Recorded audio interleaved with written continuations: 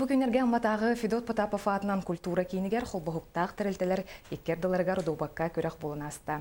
Үтеугеске кубулуйбут комплексный спартакиада амман хелегер 2-2 сыллақтаны тыллар Сихили Тамарова Чугурова.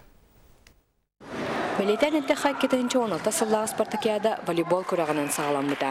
Маны тәңе тәрілтелер сақамат көріңер әме көрақтаспеттірі. Онтон бұйылғы добат көрағар 16 холбохуктақ тәрілті 5 кехелі қаманда тәрінен көрақтасты. Лайытылар урут болған үсті кейті, білем болған бесті кей. Лайын бітін. Үз жайжа 12 сөзі. Тәрілтелер сылайы ұтылар спартакиада бары оққұрдық оңыстон көйігі жолу халлар.